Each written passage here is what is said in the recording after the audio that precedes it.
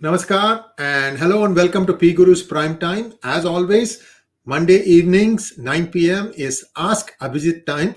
And Abhijit has been kind of upset. He doesn't follow cricket, but he followed the aftermath of after what happened in the cricket game India versus Pakistan. And first, we will have some discussion on this match and the tamasha that T20 has become. And then we will go on to our questions. So, fasten your seatbelts and get ready for a cracker of a session. Abhijit, namaskar and welcome to Pgurus channel. You are muted, sir. Oh, can you repeat what you just said? Yeah. Yes, may the blessings of Jesus be on all our followers and may his heavenly kingdom come. Well, vetri well, Abhijit. Jesus saves. I'm trying to pull you back to Sanatana Dharma, man. I'm scared. If I've lost one ardent bhakta, what will Lord Muruga say? He'll be very upset. Anyway, let's jump right into our topic today.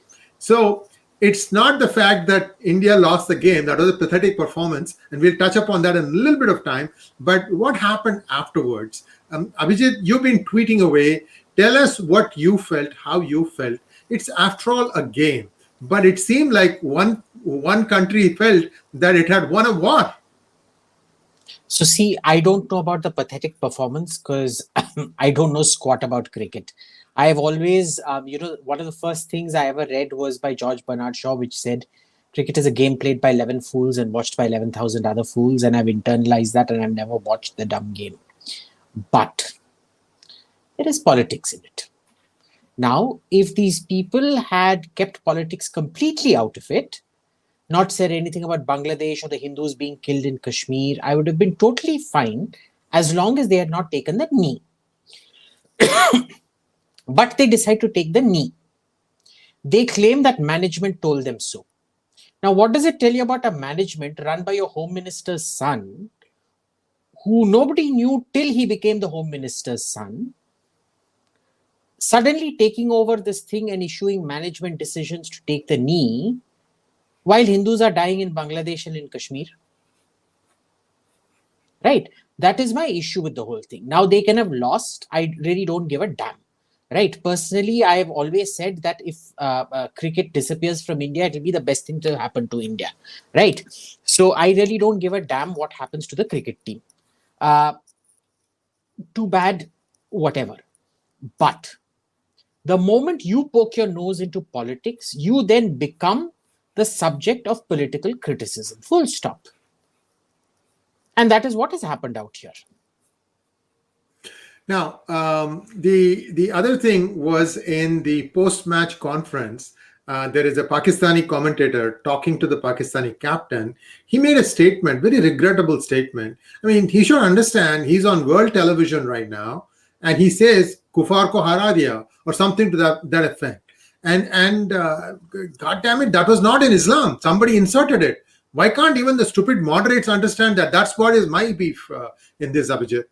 No, but tell me who's taken it up. See, first, when he said Kufr to toot gaya, now Kufr is the Arabic for kafir. Kafir is not the Arabic word, it's Kufr. Okay, now Kufr to toot gaya, now anybody who understands a basic XYZ of Arabic knows that it is the consonants that get manipulated with vowels to produce new words. Hamd, Muhammad, Alhamd, etc. They are all variations of the HMD. You add vowels, you supply vowels here and there to manipulate the meaning of the word. The root remains the same, KFR. Now they are claiming that KFR meant to break the jinx. That doesn't matter. The root of kufr still comes from kafir. Okay, it's the same root word. Like, for example, the N word comes from the Portuguese word for black. So you use it in the original Portuguese or you use it in the white derivative. All of them are not tolerable. Okay, this was said. Now, apparently, it's part of some poem by some some Hindu Urdu poet, apparently. It doesn't matter. What is the context and the root of it? Are you going to, in this day and age, are you going to up to a Jew and calling him a kike? Are you going to a black person and saying the N-word? The fact that it was even allowed, and look at the shamelessness of the right wing, they've kept absolutely quiet about it. Nobody wants to cover it. Why? Because it's the beloved Jai Shah running the show. Then everybody's screaming about some chap called Shami Kebab or something like that. What? Muhammad Shami. Kebab or Shami Kebab? Same thing, same thing. Muhammad Shami. Same thing, Muhammad same Shami. thing, same thing, Yeah. same thing. Same thing.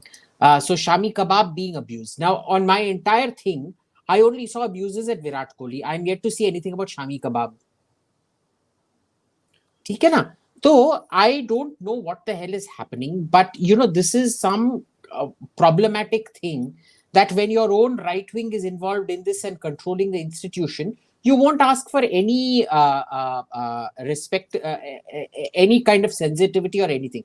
The same way the right wing doesn't demand the same standards of Modi to condole the death of Hindus in Bangladesh or Kashmir, but he condoles the broken nose of Shabana Azmi. Well, it has not stopped India being listed in this Islamophobia list that a certain Ilhan Omar is drafting right now. And there are enough poodles to support her cause in the Congress. And this is going to start doing its movement around the Congress, a different topic. So let's get back to this particular topic. The way I see it, Abhijit, was that India had a horrid team selection. And that, in my opinion, set the stage for failure. Because there were three players, two of them undercooked for the big game, and it showed on the game. And there was one spin selection, which is again mind-boggling. So when you have 3 out of 11 not the best selection choices, then you are going to expect a result that is not going to go your way. However, the most intriguing thing, as far as I am concerned, Abhijit, is prior to the game, nobody gave Pakistan a chance. Every write-up was, it's going to be a cakewalk for India, without them looking at what kind of arsenal that Pakistan had and what did India have. So the thing is, when you build up that it is going to be an easy one-way victory, guess what it does? It sets up the stage for manipulating or betting. If you bet against it, if you know particularly that you are going to lose the match. So this was one of those things, and I'm saying it in this thing, that I feel that this was some people who wanted to make money off of this game. Remember the Champions Trophy final in 2017? Same thing happened.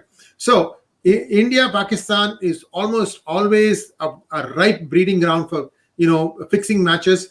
I'm not saying where it got fixed. I have no idea. It has to be looked at in more detail. But the point is that when you have 3 poor selection playing in the playing 11, when that itself is very questionable. Anyway, look, again, you're talking Greek and Latin to me. I understand Greek and Latin just fine. I don't understand what you just said. I know you were talking, but for me, the last 3 minutes where you were talking, all I could hear was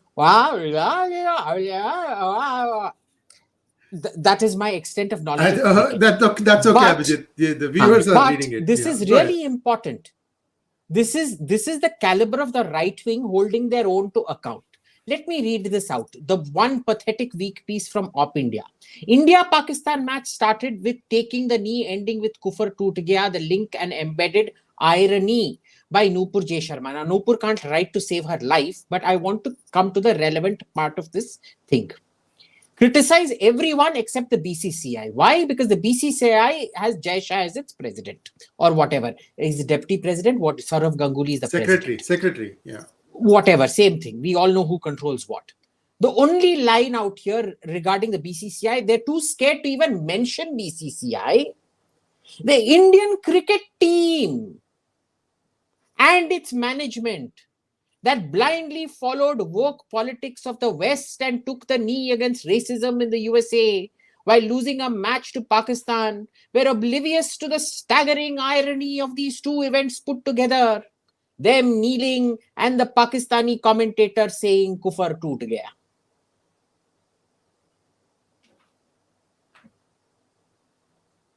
I have seen brown nosers and public toilet cleaners with more integrity than this crap. ये है right wing का Guardian. ऐसे watch this. This is what is written out here. Yeah. I see it. Yeah. Huh. So this is the kind of absolutely sold out trash that you have. And if this is what Hindus are counting on to save them, then best of luck to you. Well, we'll have to see how this tournament progresses. But let's move on to our questions. Is there anything else you'd like to add to that? Because there is this dunce of a minister of Pakistan who says that this victory is a victory See, I of don't Islam. care about Pakistan. Screw the Pakistanis. Why is the so-called Indian right wing so scared to take on Jai Shah? Has Why? I BCCI don't even know. apologized for what happened? Yes. Have they? No, I don't think so. No, they haven't even made a statement. और ये है तुम्हारा हिंदू हृदय सम्राट का बेटा.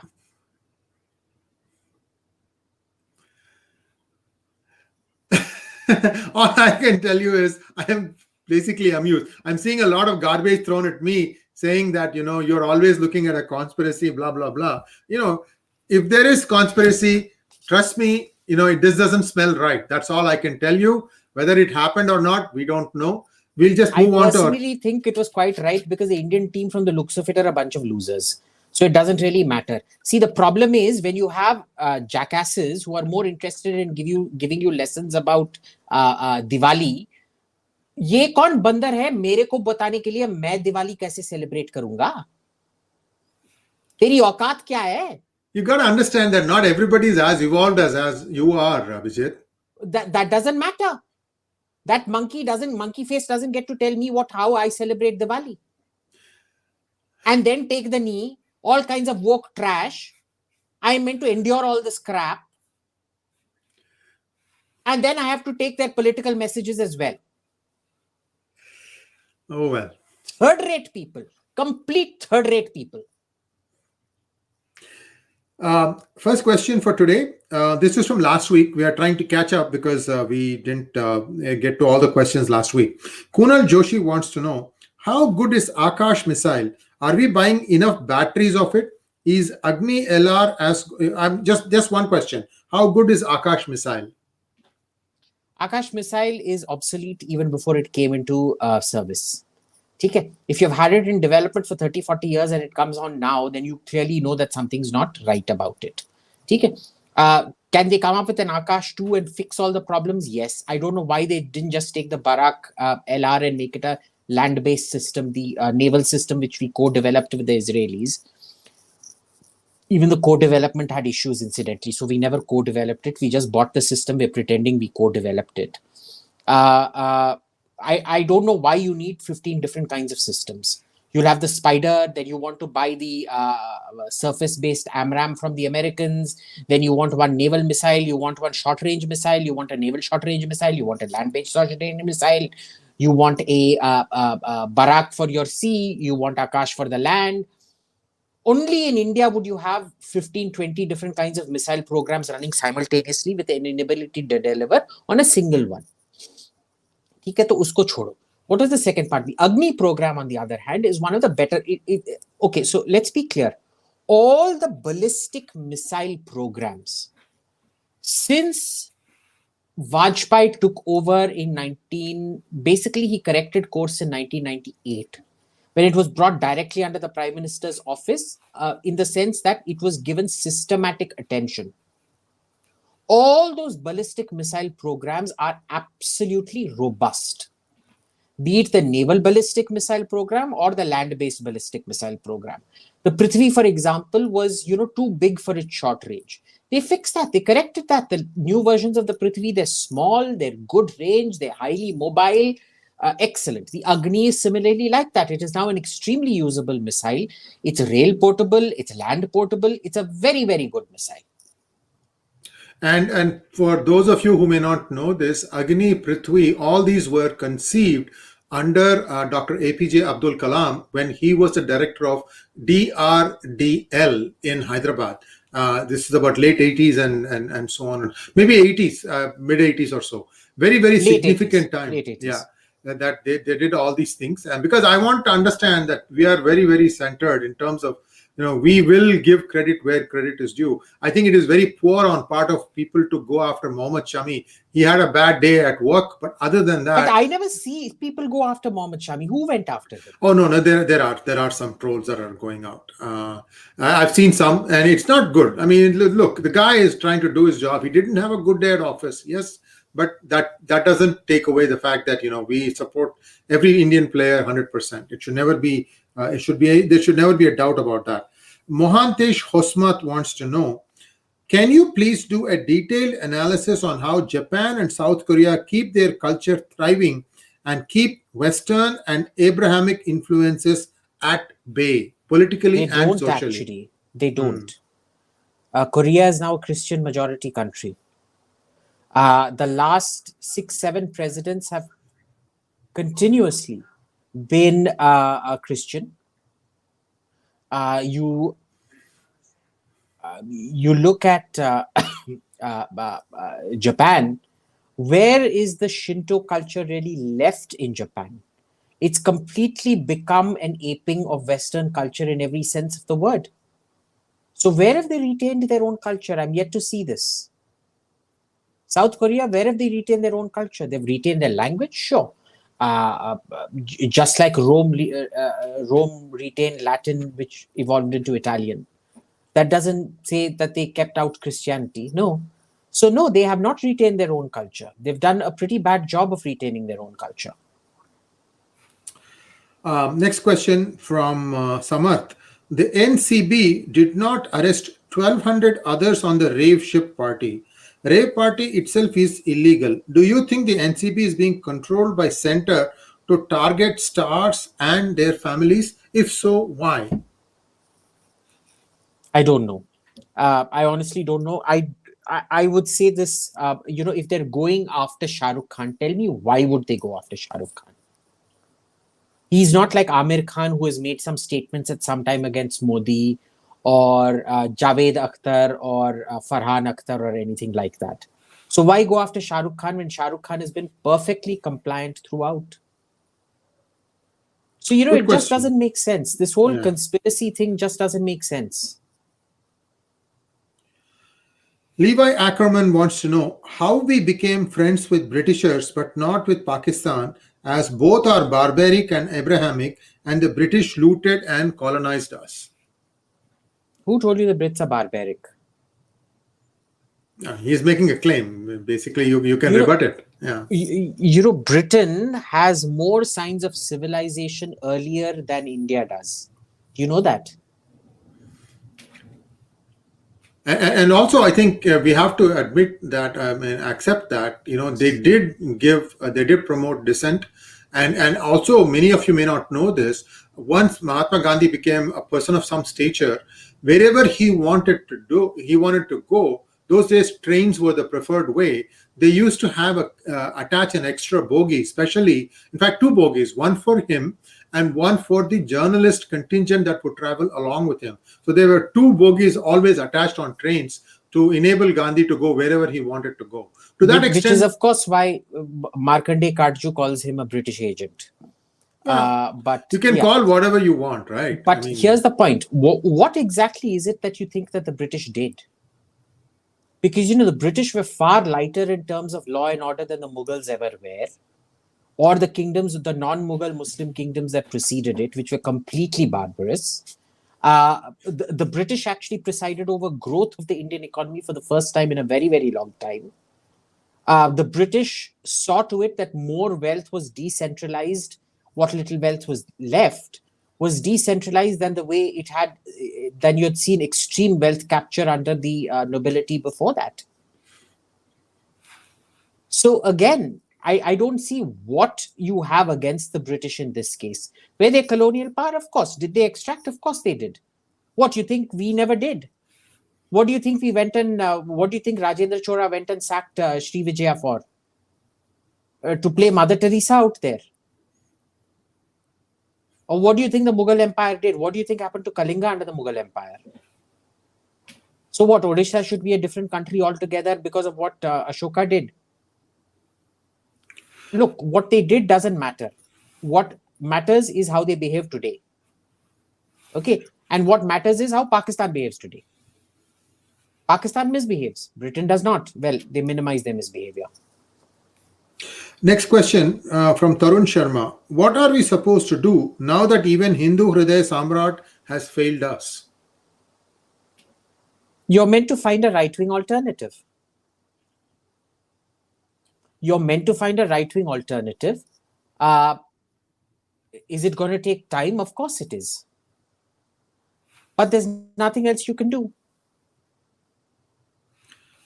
Next question from Partha. What I'd suggest is just don't go out and vote. Refuse to vote.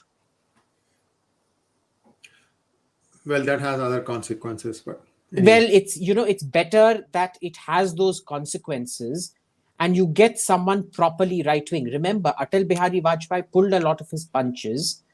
You had 10 years of horror and then you had a Hindu consolidation. So if you have another 15 years of horror, maybe there'll be a proper Hindu consolidation instead of, a megalomaniac consolidation. Partha Pradeep Saikia wants to know, what is your impression about Himanta Biswa Sharma? Also, I feel he is an active politician in BJP who actually faces the media and blasts them left and right. He's the only one that has the capability to do it. Him, a few others, Nitin Gadkari, people like that who understand institutions. They understand bureaucrats. They know how to make bureaucrats dance to their tune. They understand institutions. They understand how to change institutions.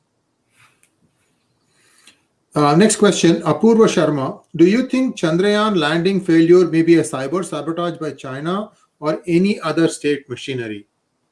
Look, I doubt that very much. If it is, then it means your space program is very significantly compromised, right? The very fact that nobody's been sacked at ISRO and things like that should tell you that it isn't. Next question, Chaitanya YSK. What are the steps to make all government institutions and educational institutions free from leftist hold? Sack. If after 7.5 years you have to ask this question, it really shows you how badly we've failed. The syllabus should have been set within the first 6 months. Everybody who didn't agree should have been sacked in the next 6 months. It was that simple. Instead, you have clowns like that fellow who's taken over JNU who can't control squat. You have the worst kind of people appointed to head these universities, most of whom are actively against you or Congress stooges. And the sad thing is everybody knows they're Congress stooges. When the Congress used to come to power or return to power, the first thing they used to do was to transfer a whole bunch of people and sack a whole lot of people. Even this time in Rajasthan and Madhya Pradesh, of course, Madhya Pradesh, their government is gone.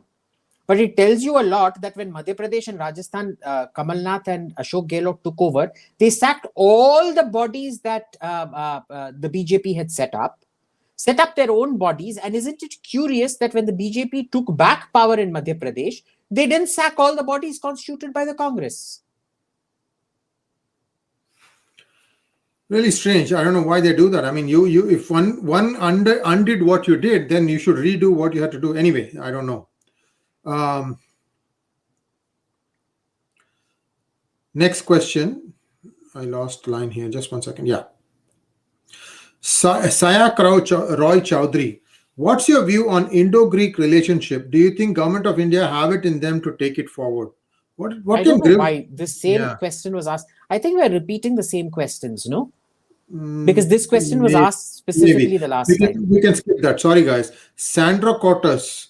What do you think would have been the reason for Babu's not hindering in the Air India deal till now at least? Again, this was asked the last time. We're asking all the questions. I'm just going to skip to today's. Hardik Thanki wants to know, as his punishment for underestimating Modi Sarkar, AIM must instead of his t-shirt be made to eat momo pizza, chocolate dosa, pasta with curry sauce, kake ka dhaba butter chicken with desi daru. What say you, Sri ASG? I don't know. No, thank you. I'd much rather eat the deal was I would eat my own t-shirt. That's what I'm going to eat. I am not going to have these horrendous things. I'd rather die than eat momo pizza, chocolate dosa, pasta with curry sauce, and khake da daba butter chicken. Thank you very much. But wait, December, like they say, Delhi Durast. It's the same. December 21st Durast. Next question again from Hardik Thanki. Ask, how can Indian companies, both public and private, integrate global aerospace and defense industrial ecosystems? Sorry, repeat. How can Indian companies, both public and private, integrate global aerospace and defense industrial ecosystems? But they already kind of do. I see, As these much as things is you don't need allowed. to worry about. I mean, the companies have a way of working through all these things. I mean, Yeah, they, but see, the only real control on it is, government policy. Other than that, if they stay away from government contracts, they're actually extremely well integrated. And the ones that are extremely well integrated, they don't want Indian government contracts. For example, the pioneer of Indian defense is a company called MKU, Mohan Kumar Udyog. They consistently refuse to bid for Indian night vision and armor because they say this is third rate. This is a third rate RFP. It's so low grade, we're not going to retool our factories to supply you. And they supply the German military, the Mexican military, the Canadian military, the Austrian military, the Italian military, but they don't want to supply the Indian military because apparently the quality requirements are extremely third rate. so what are you saying? That the bar is so low that it's not worth it, or what is the reason? No. On one hand, the bar is either kept too low for our world-class companies to even bother. On the other hand, the bar is kept so high, it's unrealistic.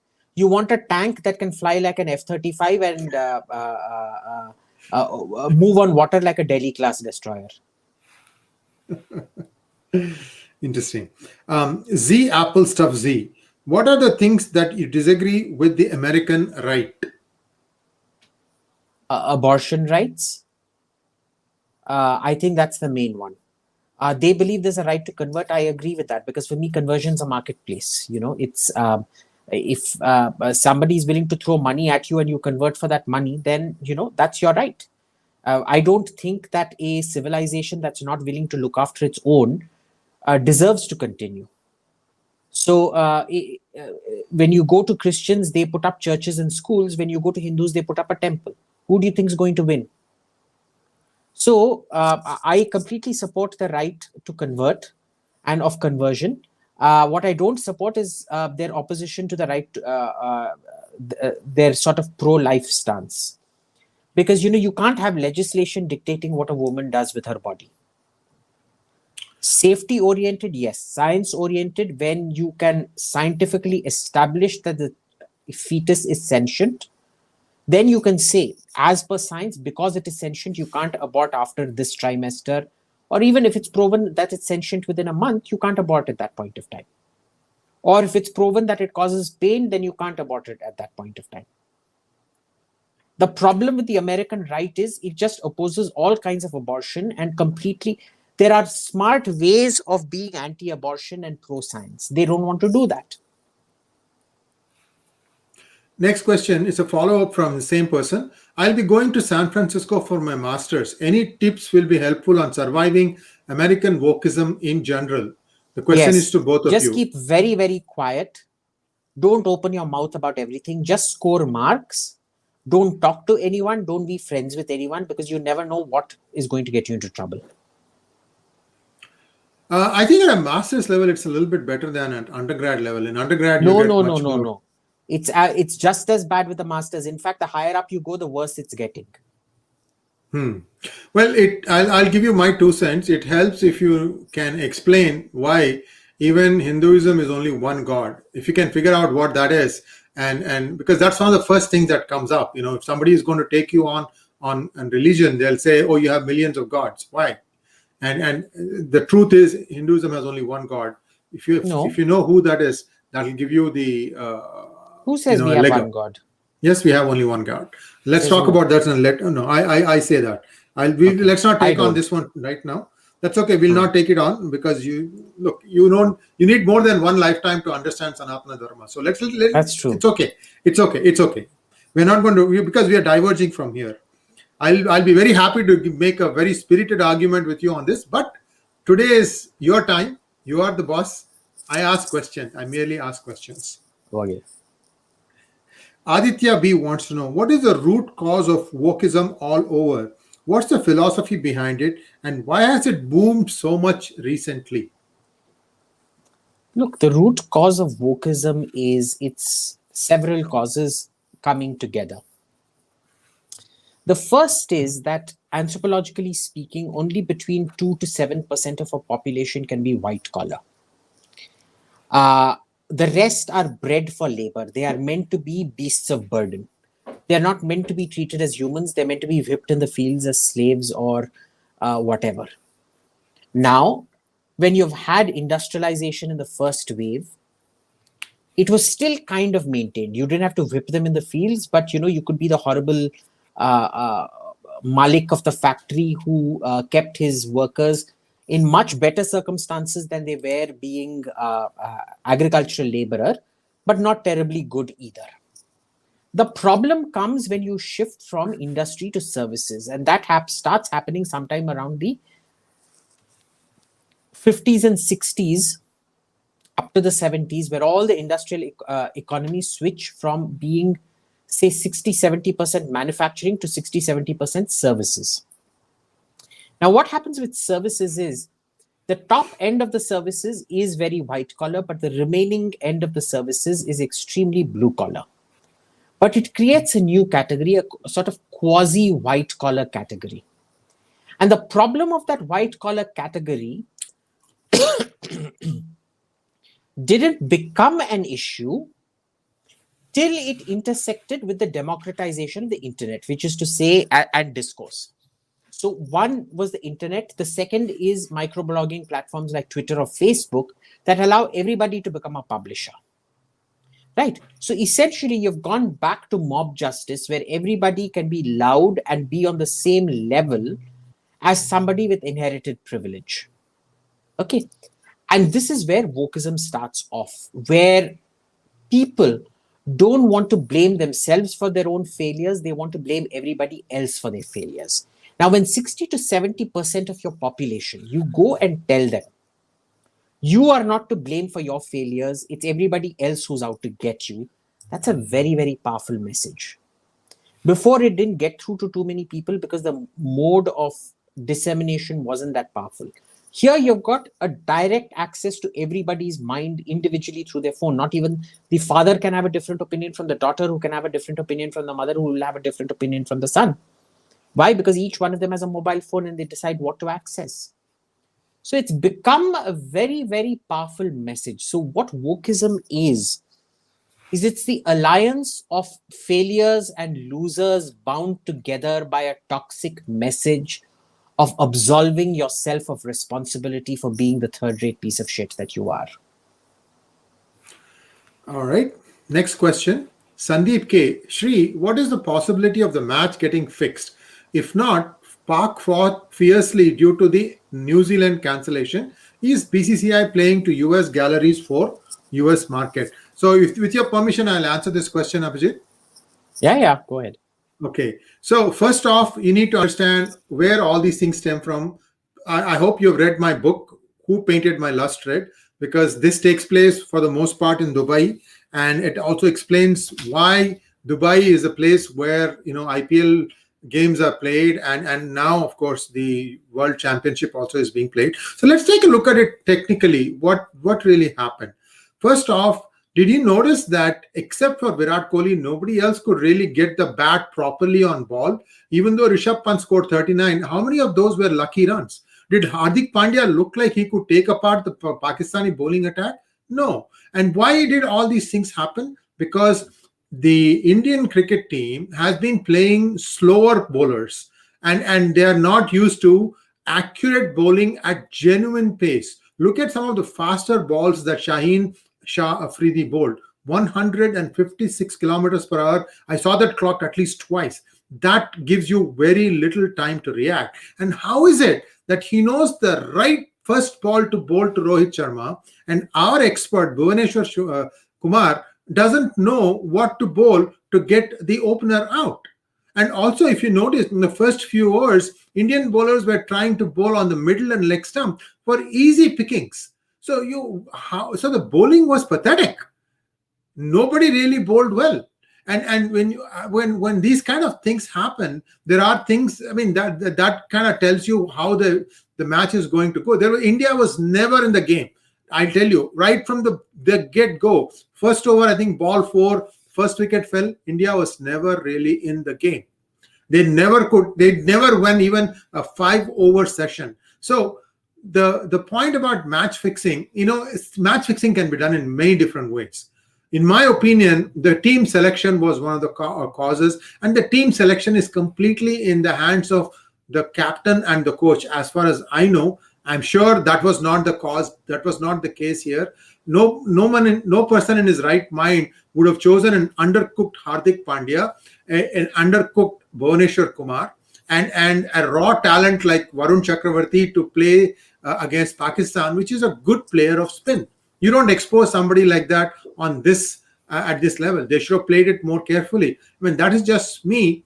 They need to explain why this team selection was done. Somewhere, some obtuse comments is not going to do it. There has to be some transparency as to why the best spinner in the world is being consistently kept out of every format. I rest my case. Thank you very much. Wake up, Abhijit. Next question coming your way. Who is the best spinner in the world?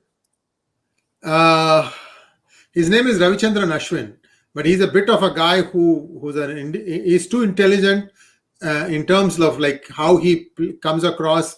Lots of things in BCCI. If you want to be a good player, you have to be part of the sheep. If somebody is going to ask why this and they don't like it. Look, you know what you're saying about cricket is true of virtually every sporting association. It's all about the politics you play, not your talent. Nobody wants to look at corruption in sports, but sports is one of the biggest avenues of money laundering, terrorism funding, and illegality anywhere in the world. And it's the one thing nobody will touch, left or right. Absolutely. Next question, please. Why the Indian military has not shifted to digital camos for its soldiers? Cameras, I think? Camouflage, but... Oh, camouflage. Okay. I mean, next question. I didn't even... Oh, somebody has a question that has caught Abhijit speechless. It's not speechless. It's just I've answered it so often. I'm sick of answering it. Oh, I see. They don't focus I didn't know on that. the human being. Right? It's all focused on tanks and big things. By the way, do you know something called SCADA? SCADA? System Control and Data Acquisition. What about it? No, I'm just asking you. The follow-up question would have been if you knew something about it. Otherwise, let it go. Well, I know a lot of defense applications use it, but I don't know in what specific context. Okay, that's okay. We'll take it offline. We can talk about it later. Because again, I want the focus to be on the questions that are being posed to you. Amarchand wants to know, what is your opinion on South Korea? Is it a good country for Indians to work and get settled? It's a great country to visit, but the work-life balance there is horrible. Don't expect to have a personal life. You will be on call 24/7. But, unlike in certain countries where you're discriminated against, you're not discriminated against here. You will be treated just as badly as all the other workers are who are South Korean. So, it's a sort of equal opportunity shit life. You want to get settled there, best of luck. But I just want you to know, South Korea has the highest student suicide rates. So if you want to inflict that on your children, please be my guest. I visited one of the biggest companies in Korea about 20 years ago. And at that point of time, all the Japanese consumer manufacturers, video recorders, TVs, and all these people, they had given up doing it themselves. They were outsourcing it all to South Korea and perhaps to China after that. And, if you walk by, you'll see aisle after aisle. And each aisle, the guy who was accompanying me saying, oh, this is Sanyo, this is Aiwa, this is... something else, basically all big Sanyo, Sony, these kind of brands, where they were just essentially the mechanism, electronics, everything was the same. Only thing that was different was the decal in the front. That was it. And then we got to talking, and we went out to lunch. Again, lunch was at the office canteen. We were just downstairs, so it's 20-25 minutes on the clock. And then we were becoming friends. And I asked him, so I see you here at 7 a.m. and you are here till 9 p.m. For me, I'm trying to get things done on this 2-day visit. But is this your normal schedule? And he laughed at me and he said, when my eyes open, I start working. And when my eyes close, I stop working. And then he showed me there's a small ante room, and it's got a bed and cot and everything. Many people were just sleeping. It is a really, really, really tight, tough place to work at. I can tell you that. It's a horrible life, I won't wish it on anyone. I don't know how they survive. I would rather live in North Korea than live in South Korea or Japan. Shailesh Latkar wants to know, does cooperation with France help us or constrain us in defense programs like Arihant and Tejas? Is condition of no reverse engineering ironclad? No, the French are very generous with their reverse engineering if you know what to ask for. If you don't know what to ask for, then don't blame them for it. So, for example, when the original MiG-21 replacement program started, we wanted to replace them with the Mirage 2000. They were willing to give you everything for 126 aircraft. They were willing to shift the entire production line to India, give you the engine technology, everything. In 2005, we cancelled that program and started off on the MMRCA program. So you didn't get what you wanted. With the French, they've been saying since day one, since 2008, I know for a fact, when we got the IAEA, the International Atomic Energy Agency exceptions because of the India-US nuclear deal, the French vetoed American attempts at stopping the exemptions at reprocessing because they said an exemption is an exemption. There is no exemption on one without an exemption on the other. And they told us, boss, you want to buy our reprocessing technology, it's up for sale.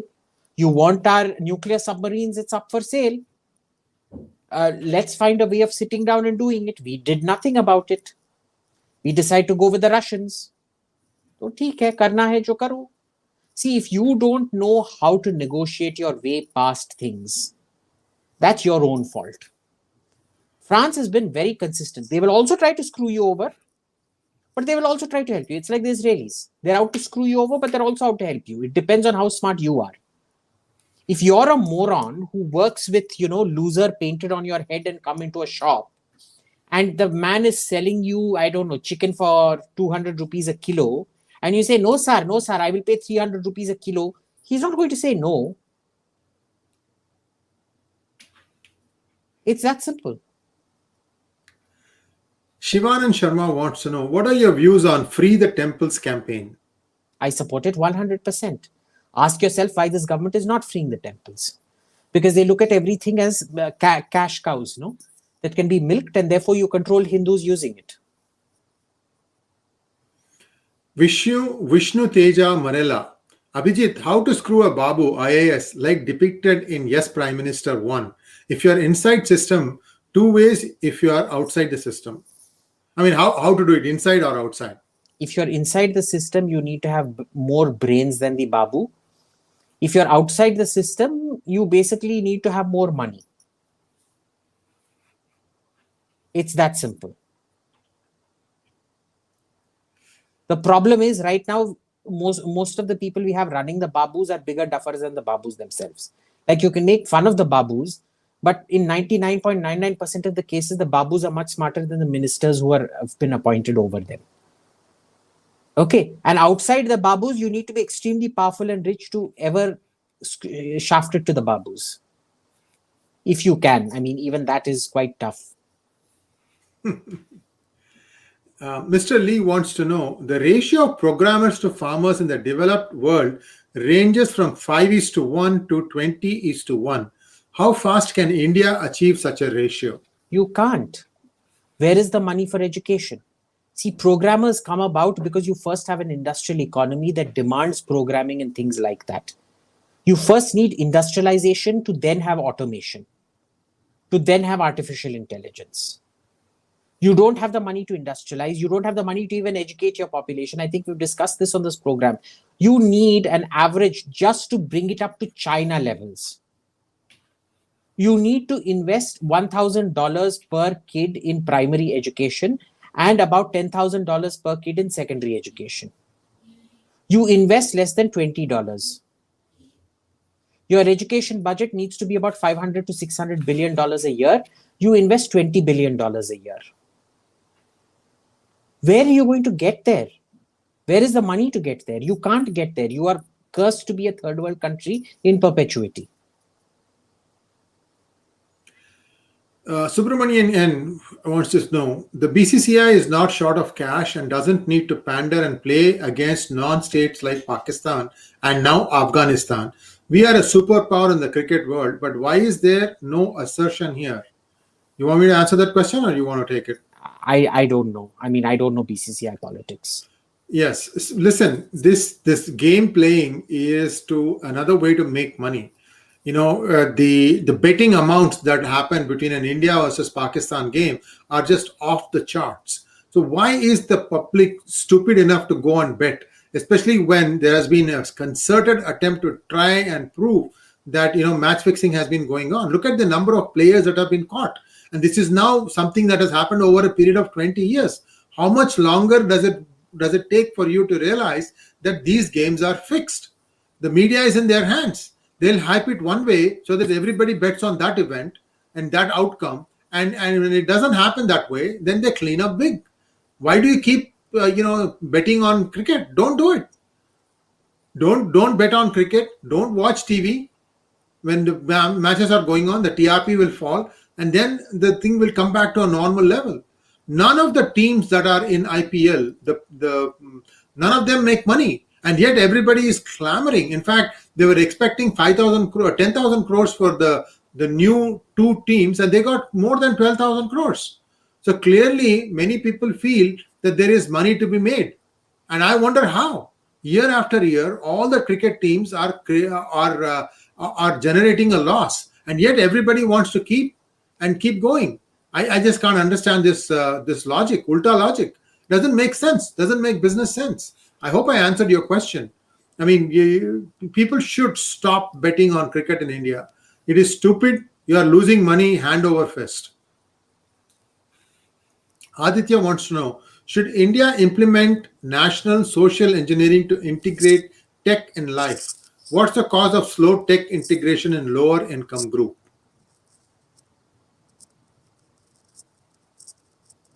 Well, look, I've seen tech being integrated into the lower income group very, very rapidly. You'll actually see that the lower income group is much quicker to adopt. The person who taught me how to use PhonePe and Paytm were my driver and my maid. I didn't know how to use them. So, it's I've actually found that's quite reverse the case. It's just that what they want out of that technology is different. They want payment. They want to listen to music and things. They don't want to read the news. They're not really interested in the news. They get all their news, I guess, from WhatsApp forwards or things like that. And they know that very well.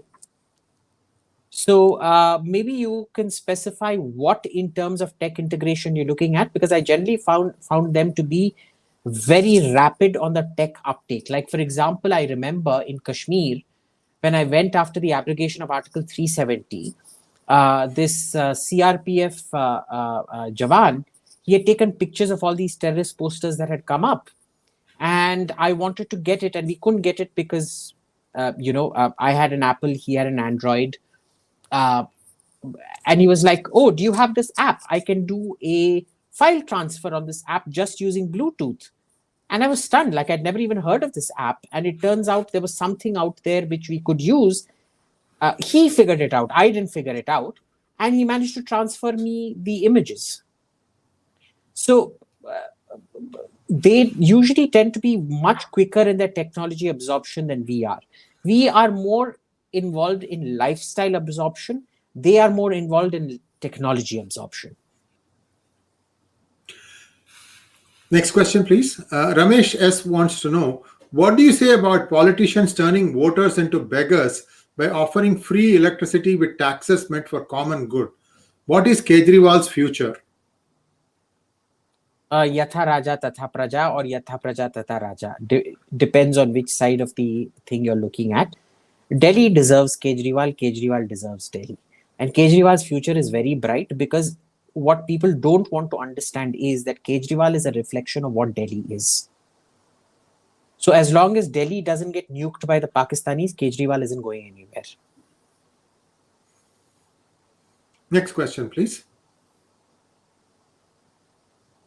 Neelam, please tell current political situation and different political factions of Afghanistan.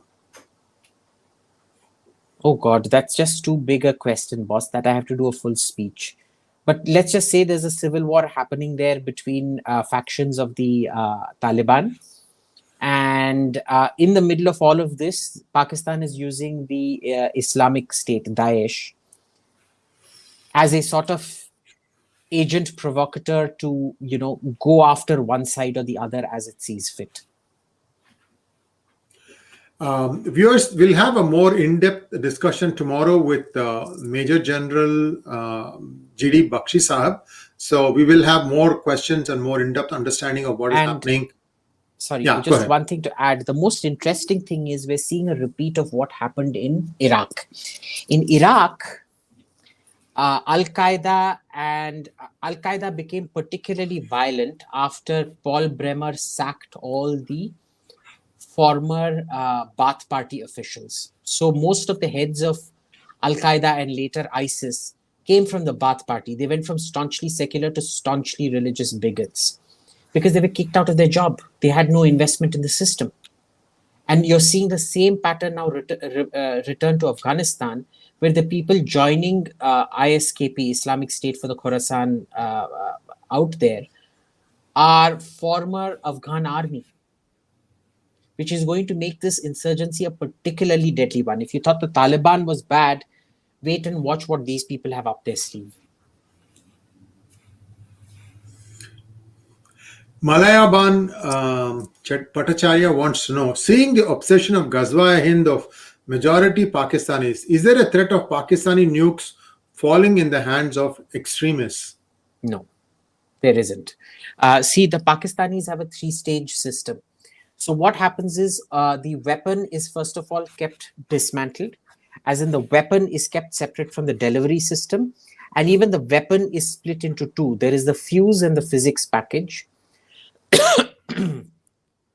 For the weapon to go off, all three of them have to be in the same place. You need to know who all three people are, launch a simultaneous attack on all three. Otherwise, it's simply impossible to happen. And even there, it has a fail-safe because the codes then come from a 4th place. Right? So even if you manage to capture the 3 on the field, the code, which if you enter the wrong code, it deactivates the entire device. You can't, it's a very fail-safe mechanism. It really can't fall in the hands of extremists. And the very ironic thing is, Pakistan used to keep threatening us that these may fall accidentally on purpose, fall into the hands of extremists and be used against an Indian city. And the Americans took that very, very seriously and they decided to go after the Pakistanis, and the Pakistanis got shit scared. And then they imposed all these security measures so that the Americans won't come after them.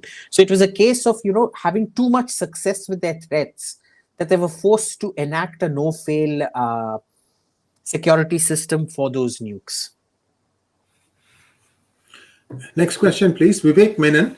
Do our soldiers serving in Siachen get Gore-Tex or similar tech to prevent cutthroat cold weather? Gore-Tex. What is that? Some sort of equipment that keeps you warm? Like because text says it must be textiles. Is it artificial warming? Well, there are some things that they get. It's not as good as what the Chinese troops get, but they do get things. Yeah. But let's just say it's not as cushy and comfortable as the Chinese are in the same weather. Next question, please. I can't mention this. RHL from BLR. Okay, I figured it out. What do you think about electric vehicle scenario in India as companies like Ola and Ether are in full swing making vehicles? Do you think that there would be a change? If yes, explain. Change as in what? Oh, well, I saw a Tata EV also in Coimbatore the other day. 10 lakhs, it gives you 300 kilometers on one charge, and you require a special adapter to connect it to your No, it's mains. not 10 lakhs. It's about 14, 15 lakhs. The Hyundai comes for about 22 lakhs or something Well, I like think that. the base entry is 10 lakhs. The maybe the No, 14 even lakhs. the base on road comes to about 13, 14 lakhs. And they come and install a fast charger. So all of that is fine. My issue is the problem with electric vehicles is it simply shifts the emission somewhere else. It's much cheaper Yes. per kilometer in terms of fuel, but it restricts your range. But slowly it's going to expand, right? Because once your electricity recharging network expands, like your petrol station network, it's going to give you a great deal of freedom of movement. So that is definitely something to look forward to. I think the future of electric vehicles in India is quite bright, but remember, the big bottleneck is still electricity theft, because the biggest inhibitor of long range transmission of electricity to charging stations is the fact that those lines will be tapped into and electricity will be stolen, which can't be done with petrol right now, even though petrol is sort of adulterated. But the third thing in all of this is, how is your energy produced? Because right now, coal is extremely dirty. You need to move towards renewables and nuclear, which would be much, much more sustainable. So one of the things that the US government does is to encourage people to have solar panels in their house so that they can at least partly pay for their electric vehicles by generating the electricity themselves. I wonder if that was something that India needs to look at. But then many people live in flats, so the But possibility see, of being even in flats, see, we actually did a very comprehensive study on this. You can reduce your energy needs and energy theft very significantly if you use solar tech. So, for example, instead, first of all, one of the issues has always been cold retention or heat retention, because Indian houses and flats don't use double glazed windows. So you're losing a lot of energy when you cool your house down in summer or warm your house up in winter. The second thing is, in addition to the lack of double glazed windows, the way buildings are built without wraparound balconies, which reduce direct sunlight on your walls, which then heat up the house, which requires more heating at night and during the day as well. So, these are things that are not thought through. The other thing is, when you have, things like wraparound balconies and flats, as in flats uniquely designed for Indian conditions, what you end up having is, in your balconies, instead of your glass balconies, you have solar balconies and things like that. You can literally have a solar facade on the balcony of every single house, which then actually turns high rises into very significant photovoltaic collectors, right? Each house, you can blanket the roof, the sort of, instead of flat roof, you have this thing. What those solar panels do is they reduce the direct hit of sun rays onto your roof, plus they generate electricity because of the sun. So there's many compound issues that you can do with solar panels that we don't do with solar panels. I would urge you all to go to YouTube and look up this German company called Sono, which now has a car which it looks like a regular car, like a regular van, like a Wagon-R, like a long Wagon-R, or that Maruti Echo, but it has solar panels embedded invisibly all over the body. And it can give you about 21 to 25 kilometers a day just on solar power. Yeah, so I see a lot of cars now which are called as electric hybrids, wherein what happens is the electricity is being charged when it's not full by petrol on which the car runs, but the switchover is automatic and it tells you that it is in electric mode or in normal mode as you're I driving. think the future is going to be the hydrogen hybrid, because hydrogen is going to be much more ecological. I didn't think it was possible, but then they made a breakthrough last year which enabled because the hydrogen production was extremely eco-unfriendly, but now we're doing hydrogen production that is actually extremely eco-friendly, and your emission then becomes just water. So hydrogen plus electricity is the way to go in the future. And surprise, surprise, it is Mukesh Ambani who is investing massively in all of it. He's cornered all the key technologies. And if Ambani does something, they do it right. Yes, indeed. And Shantanil Bal, thanks for the observation that the same emission shifting was also brought up by Vladimir Putin some time ago. Thank you for that. Let's go to Satya Saran. Next question. My first salary to Pgurus, if this gets answered. Hi, Abhijit. You said that ancient India did not store data, but Bibek Debroy says that there is data in 5 million untranslated manuscripts. So 5 million is virtually nothing in real terms. Whatever data they stored was stored in extremely perishable perishable storage systems. See, storage alone isn't enough. It's archiving and re-access to that data that's important. But even the storage it did not deal with the kind of mundane stuff that we had. There's a lot of religious texts and things like that, but they tell you very little about history. We're looking more at economic conditions, history, correspondence between kings and things like that, which we do not have. So most of it does remain unstored. I know I've spoken to Bibek Debroida about this, and most of those 5 million manuscripts are overwhelmingly religious manuscripts of extremely dubious ability to recover because of the way they're stored. And 5 million is a figure from about 5-10 years back. We don't know how many of them have since withered away because of bad storage and things like that. Mystique wants to know, how will the world look like when China replaces America as a sole superpower? How will the entire world align vis-a-vis China? China will not replace the world as a sole superpower. The American decline has begun, but so has the Chinese decline. They're not replacing them. Next question, Daraya Wahus. Your views on second quad, India, UAE, USA, Israel? Look, it's a very good quad. I would have preferred to leave USA out of it because the USA is highly temperamental these days.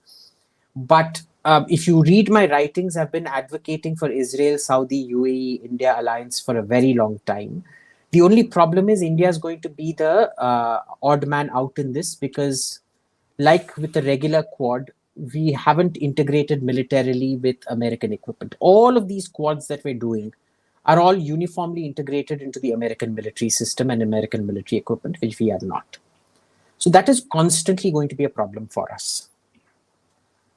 I quickly need to go to the restroom. So do you want to take a question that you can answer while I... Yeah, go ahead. I'll take a small break. So we will wait for Abhijit to come back, but I just want to share some of my thoughts on a couple of things that are happening. Many of you may be wondering, is India going to recover at all from this loss with Pakistan in the cricket match in the World T20 Championship? Well, India needs to win just one more game, and that is a critical game, and that is coming up next, which is against New Zealand, because I believe that from each of the groups, only the top two will make it to the next level. So if India loses to New Zealand, then I think it is kind of game over. They'll have to just wait out and see what happens with other things. But if India wins against New Zealand, they still are not out of it. They will still have to wait and see if New Zealand defeats Pakistan, because if that happens, where each one has one win and one loss, the top three, then what happens is then you have to look at the net run ratio and other things, and that becomes a very interesting situation in itself. I don't know what India is thinking. However, what was disappointing was that India's choice of the playing 11 left much to be desired. You need to give the captain and the coach a free hand in selecting the best 11. I don't think that is happening. It has been like this for a while now, and unless that changes, I don't see the fortunes of India change. However, please don't take this to heart. The players are always good. It is just that there is a lot of uncertainty and doubt that is placed in their minds by all these needless politics that takes place. And when that happens, you're a nervous wreck. I told this about Cheteshwar Pujara and Ajinkya Rahane in the England series. Somehow, I think Pujara righted himself, but I don't think Rahane really got back his batting mojo. Yet they persisted. So there's all these dynamics at work. Nobody will come back and tell you, yes, this is the reason why he was dropped. I mean, this is the real truth, the real reason why somebody was dropped or picked. Nobody ever tells you these things. And therefore, everybody is left guessing. These days with the MSM, I can no longer say who's good, who's reliable, who's speaking the truth, and who is being paid to write a particular slant. I've lost that ability, including some of the well-known ESPN, Cricinfo, those kinds of sites, because sometimes when I see the articles, it is not something that I would take at face value. So, as far as cricket is concerned, this is a huge problem. However, for the match fixing and for the money making to happen, they do need India in the mix. So you will see something like this funny thing I told you, where each team will defeat the other team once. Then what happens is you have this net run rate case, and then India might go and score 300 runs against a lowly placed Namibia and up their net run rate. Who knows?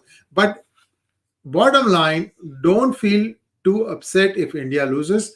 Don't get too delirious when India wins. This is just a spectacle. This is a tamasha, and it's a circus. Just watch it. There will be some spectacular moments. Cherish them. Watch them again and again if you want, but don't bet on it. That would be my advice. And Abhijit has still not returned. So if there's any questions that are directed at me, can you please put them?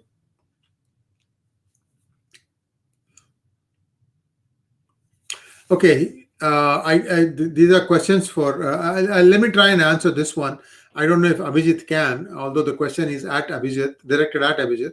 Please tell me your views on quantum computing. Why isn't GOI invested in Tata Institute of Fundamental Research?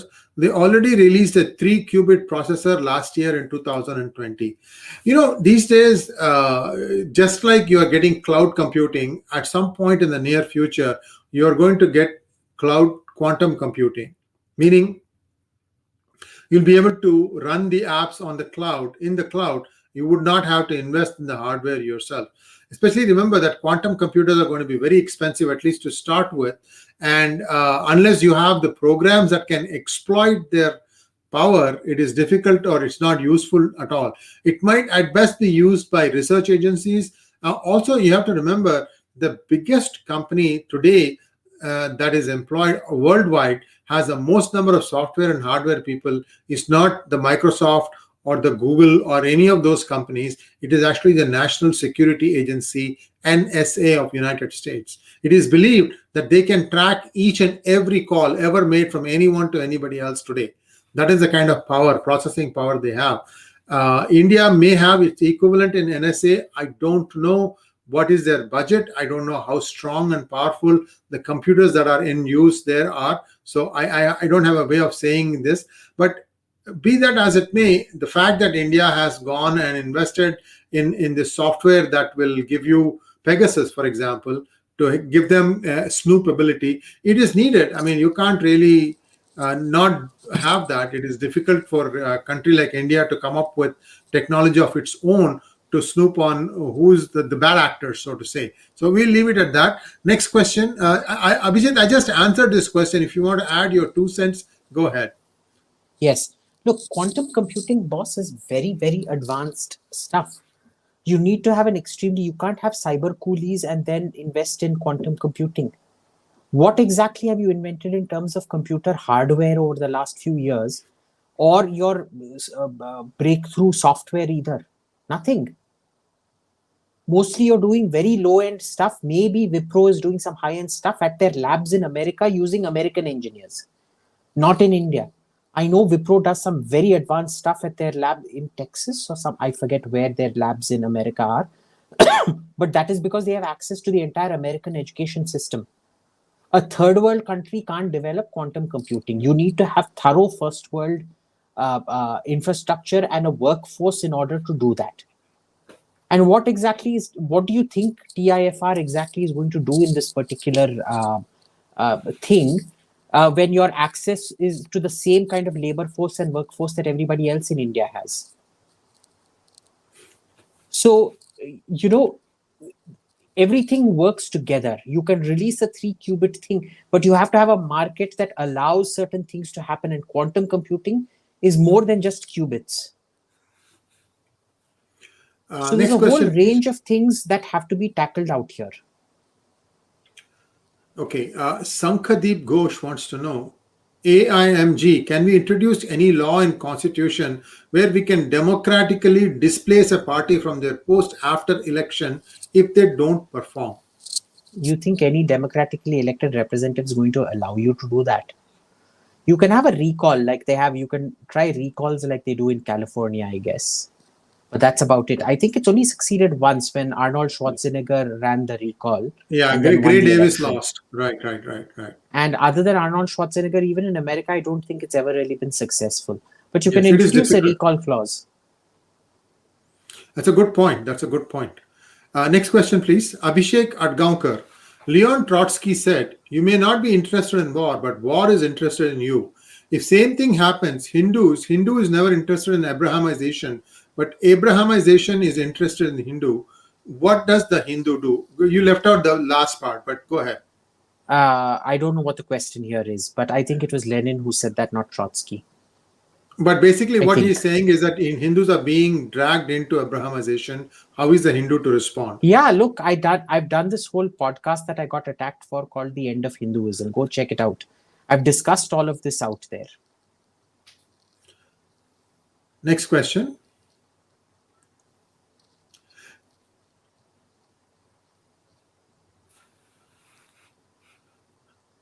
Vishnu Teja Marella. Abhijit, is the Likawis Confederacy movement Lichavi Confederacy. Okay, you can read it. Go ahead. Abhijit, is the Lichavi Confederacy movement going to happen in modern India? If it is, how and when? Yes, it is. It is almost imminent. Your internal divisions are so deep. There's nothing you can do. The sad thing is America is also in the same moment right now. How and when is impossible to predict. Countries peak and then collapse so rapidly. The Assyrian Empire, look at them.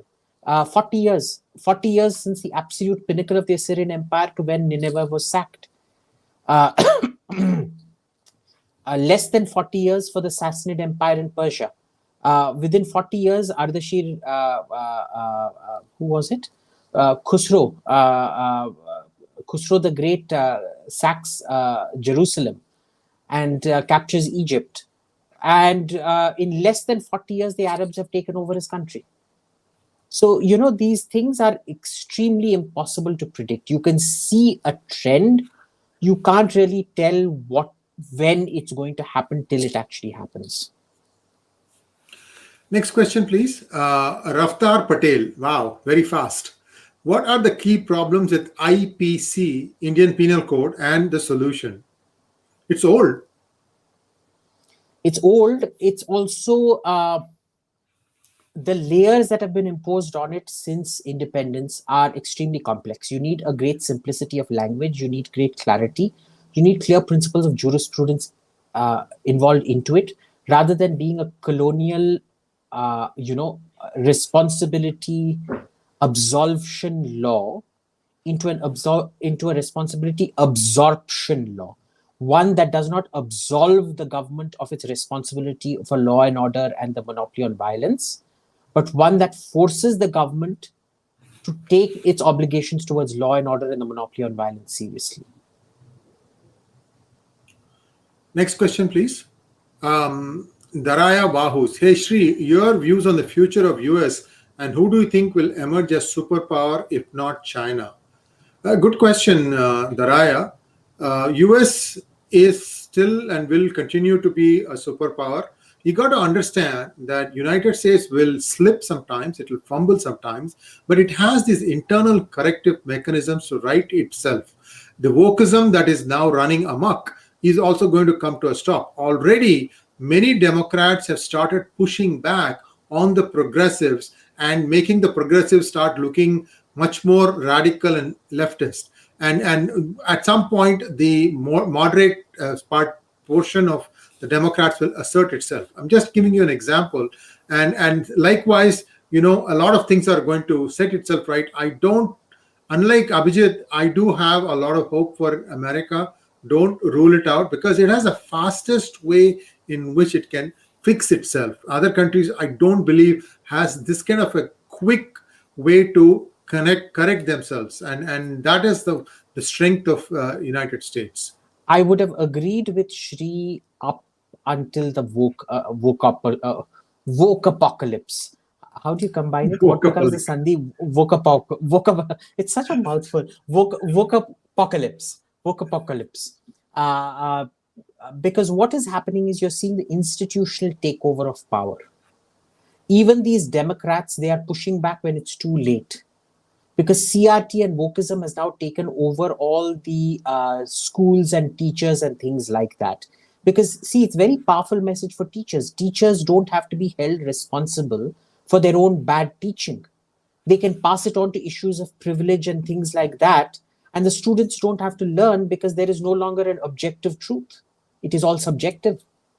So the teachers get a free pass out. All the poor performing students get a free pass out. This is the straw that broke the camel's back. America used to have a fantastic ability to reinvent itself. For the last 150, 200 years, it no longer has that ability. It's too late. Well, I am right here, and I think I may disagree. You're right with here you for on that. now. You wait till some lynch mob comes and gets you, which is going to happen very soon. We're going to see mass rioting in America. It's going to make, Godhra and Bihar, that was once upon a time before Nitish Kumar took over, look extremely tame by comparison. You're basically living in the soon-to-be Bihar of America. Next question. Find another home, Shri. I'm telling you, dead serious. I'm telling you right now. There'll be a mob with pitchforks and torches outside your house soon in the next 10 to 12 years. Murali Datta Kuchibatla wants to know, what do you think about the print by Sheikha Gupta among other dominant left-leaning media outlets like The Wire and the Ndtv? So Shekhar Gupta is very, very centrist. He allows all points of view. Of course, he employs a lot of left-wing trash. There's nothing you can do about it because the humanities is generally monopolized by left-wing trash. So there is that case. So you have to differentiate between Shekhar Gupta and the print, who's essentially held by certain left-wing trash, as opposed to the NDTV, which is run by left-wing trash. Well, and he allows you to write, so I can see your point of view that it is centrist. Next question, please. Shailesh Latkar, if you could push through one program, which would it be? End malnutrition, end poverty, end internal strife, secure borders, elevate education for all. Which one would it be? Police reforms. And why? This is my because question. It's, well, look, I mean, this question means that this Shailesh hasn't been listening to me, which is that everything is intersectional. You can't just push one and expect everything to change. But you look at a lot of these, the maximum number of ailments will end because of police reforms. As for the rest, they still won't end. But I think police reforms would be the one thing that would do the least damage and help the most, even though it won't actually correct the situation completely. Shivanand Sharma wants to know, perhaps once the temples are freed, we will be able to build our own schools and hospitals instead of appreciating the proselytizing model? Yeah, best of luck with that. You know, this is like, there's more chances of Cinderella and fairy godmother coming true than there is of Modi giving you back temples, but best of luck to you. Shivanand, one small observation that I have to make, and Abhijit will agree with me on this. We have looked at Tamil Nadu. It is the place where a lot of things get done by the government, but it's also the most corrupt state. And even for the lowest karmachari jobs, you have to pay a bribe. Okay, so now escalate that, take it all the way to the top, to the ministry that gets formed. Do you think the ministers are being appointed by the chief minister for their ability, or do you think it's an auction process where the highest bidder gets the job? And then once having gotten the job, this person will have to find a way to recoup that investment. This is what I think is happening. And I'm sure that if other states have not taken it up, they are probably very close to getting there. Abhijit, your thoughts? Yeah, I just gave my thoughts. Okay, got it. Next one, please. Rene Joseph wants to know, sir, Akhand Bharat will it ever be a reality, or have we lost it all? Why do you want that? Your answer. Akhand Bharat. Akhand Bharat isn't happening. If anything, the historical trend of core India getting smaller and smaller is going to continue. Core India is going to get even smaller. The first that's going to go is your Christianized South and your Christianized East, and then you're going to be essentially a religion that is confined to UP, Bihar, Nepal, Madhya Pradesh, if at all that, Maharashtra, maybe bits of it, bits of Rajasthan, that's about it. That's And your Gujarat. future. And Gujarat, and then after that, you'll be not even that. Chaitanya YSK, do you think German civil code is much suited for India's law system than an English common law? What exactly in the German civil code? You've got me. I have no clue. Chaitanya, I also have no clue. So I'm sorry we can't answer this question. Let's go on to the next one. Last 10 minutes, Abhijit. D. Mohan, is it true that Israel and Russia go after relatives of terrorists? If so, what does it take to create an agency like that? Can India do it? No, they absolutely do not go after relatives of terrorists. It's something Israeli and Russian politicians keep talking about, but they never do it. So, for example, Jokhar Dudayev, who headed up the Chechen revolt, his family were well treated by the Russians. They were kept not as hostages or anything. They were free to move as long as the security allowed it. They still live in Russia under security protection because Russian nationalists will assassinate them, whatever, or they've moved out of Russia into some. The last I heard, they'd apparently been sent into exile somewhere in the West to live anonymously, kind of thing. But Russia does not. Israel absolutely does not. What Israel does is they don't go after the relatives. They go after the house of a suicide bomber. So if you've been engaged in a suicide bombing, they'll come and destroy your house. But they do not go after families. Sankadeep Ghosh, Abhijit ji, how much of a threat is the new Chinese hypersonic vehicle to India? Do we have any counter of our own in hypersonic weapon system? You know, this hypersonic vehicle that China is, I'm yet to understand the military significance of it. Because what they did with that hypersonic vehicle could have just as easily be done with a long-range ballistic missile. Okay, so there's nothing so boo-ha about the hypersonic vehicle. Mind you, it missed its target by a few dozen kilometers. Right? So it's one thing demonstrating technological prowess of being able to do something, but for it to convert into something that is militarily utile is very different. It's like Concorde. Concorde was the Concorde and the Tu-144 Tupolev, they were great technological miracles, but why everybody thought that within 10-15 years of them coming, supersonic was the way to go. Today, even after 50 years of the Concorde first making its flight, supersonic, there is no commercial supersonic left anymore.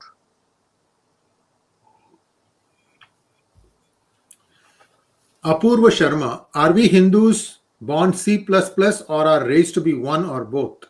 YouTube not allowing it to write expletives. I have no idea what the question is. I don't know what the question is either. Sorry, it's beyond us.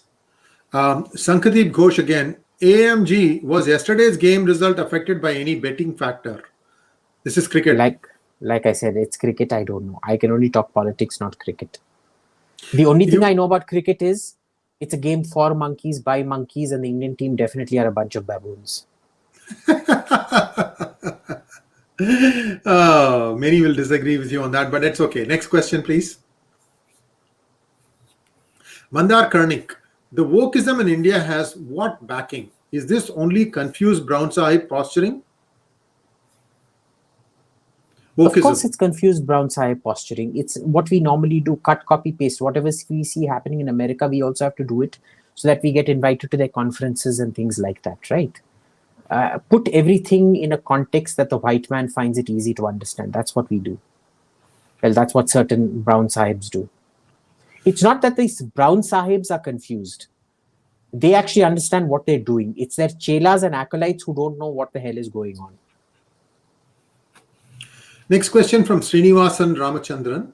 Is Indic political wing even remotely possible? Yes, it is. The question is, as long as Hindus don't see it as that, it's impossible. Because tell me what Hindu will vote for being a Hindu. The way Modi won was to manipulate caste politics. You just went mute. Can you say something now? Not yet. I still can't hear you. Nope. You're muted. Nope.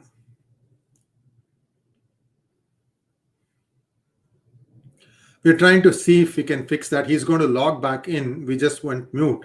It is possible that he might be in a low power mode. He's back. Say something, boss. No, somebody, I got a call on WhatsApp. That's why it tends to cut off and whatever. I see. Okay, so, great. Yeah, you're finishing that question, answering the question. Is so there is, and I guess that is why Modi is trying to prevent the creation of a strong Hindu as opposed to a caste Hindu, because the moment you have a Hindu renaissance, the BJP in its current form is finished, because it's not pro-Hindu at all in that sense, right?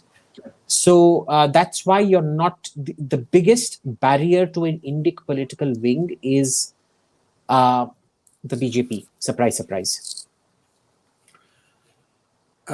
Next question, Dave M. Was Ashoka's Buddhism the woke apocalypse of India?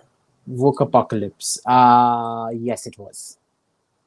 I think in the last few sessions of Pgurus, I've gone into the exact details of it. But yes, it was basically an idiot who was blinky-eyed and thought he had chanced upon something new. But to be fair to Ashoka, Ashoka came up with all of this in his own head. He wasn't a copycat who copied it from somebody else. He was the world's first socialist. And he also... in fact, Marx, Che Guevara, all of them have to learn from Ashoka, not the other way around. Some of the stuff that is about Ashoka that is not well known are the things like he came out with the written version of Sanskrit, which is till then it was something else, but he came up with the Brahmi script, and the Brahmi script is the foundation based on which you have all the modern languages. And he also realized that for areas west of what I would call as Iran, they needed something that started from right and moved left. And he came up with what is called as Kharoshti. And this is also, people don't know, but Kharoshti is what is the basis for Arabic, for I think Persian, and also Hebrew, if I remember correctly. So he was the one who, laid the foundation. That's not accurate. Yes, he did. Because yes, he did. No. He may have come up with Kharoshti, but it has no relation to Arabic and Persian, because the earliest you see of the Arabic script. Right? No. The earliest you see of the Arabic script is in fact in late Persian, and late Persian has a direct link to cuneiform, and it comes from that entire.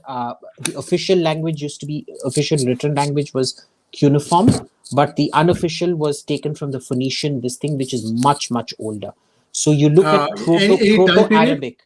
Proto-Arabic is well before, as in that left to right writing with that kind of cursive script.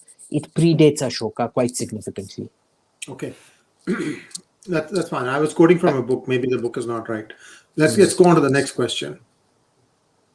Ethan wants to know, what is the future of Bihar? Can Bihar regain its past glory? Why is central government not paying enough attention to Bihar?